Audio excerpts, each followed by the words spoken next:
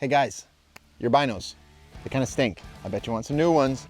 Vortex binos, guys. You want a set of Vortex binos, we're giving them away. All you gotta do is like, comment, subscribe. Make sure you're commenting on the videos. Make sure you're engaging with our videos. We're giving away binos every single month of the season, guys. So if you want free binos, you want some free optics, maybe we switch it up, we do something a little bit different, guys. At the end of the day, if you guys want some free stuff from Vortex, like, comment, subscribe.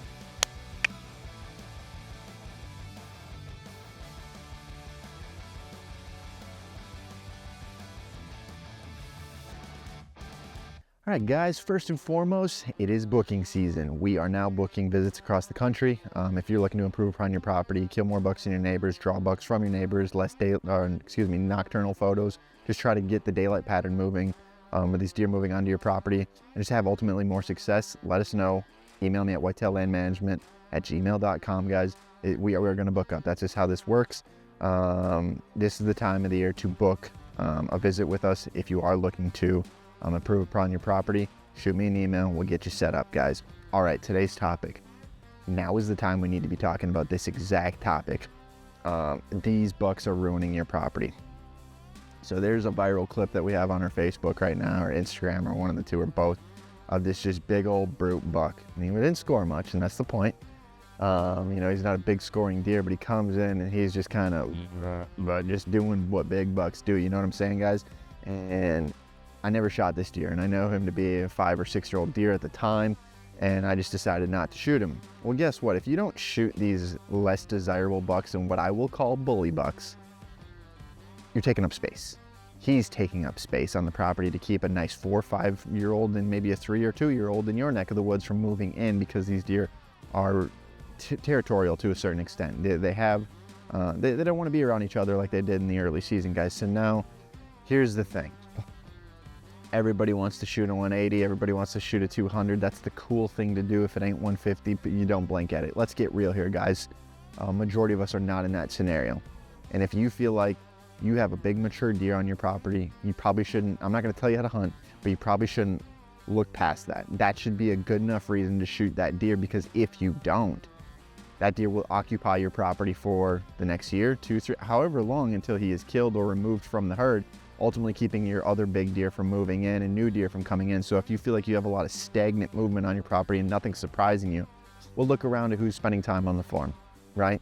And don't be afraid to, quote unquote, waste a tag on those deer. Now, that deer in general, I didn't shoot him, and I do regret it. I should have. And I no longer own that property, but I do keep in contact with the property owner that does own it right now. And that buck is still alive, and guess what? This year he's about 5 inches bigger. So if we're making this a scoring thing, like, that deer just will never be. You know what I'm saying? But the chances of a bigger buck moving in would have been greatly raised if we would have removed that deer. So, like, this is the time of the year, guys, those big bully bucks, they feel bulletproof, man, because it seems like nothing's ever, you know, putting them in danger, or so they think, or maybe not, I don't know. Like, this is the time of the year in which they're on your property. They're very daylight, like it's Thanksgiving time, all throughout November, even into December if you got good food plots, guys. Like, don't be afraid to remove those bucks. And I'll tell you right now, one of the biggest, best management tactics, tools, tips that I can give you is to remove those bucks. I know it's not sexy to shoot a 125-inch deer for most guys. A lot of guys it is. Well, it should be. I'll put it that way, you know? So don't be ashamed because of what you've seen on Instagram of somebody killing a 170-inch deer, 180-inch deer. If you got these big bully bucks on your property, guys, you need to remove them so that you can get some of those bigger deer.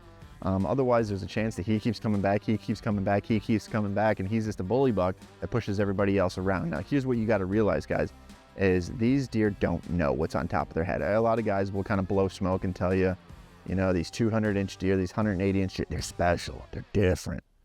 A 5-year-old deer is a 5-year-old deer, a 6-year-old deer is a 6-year-old deer. He doesn't have a mirror, he doesn't know what's on top of his head. But it comes down to temperament, guys. So if you have these bully 8-pointers and you got a 200-inch who's a pansy, well, guess who's leaving? The pansy buck. So what it comes down to, guys, is don't be afraid to remove those bully bucks. And in fact, I would greatly encourage you to. Get off of social media if you think it's not a big enough buck. If he's mature, you should shoot him, especially if you feel as if he's ruling the roost, he's snort wheezing, he's grunting, he's laying down a lot of sign, guys. Go ahead. This is the time of the year to remove those bully bucks.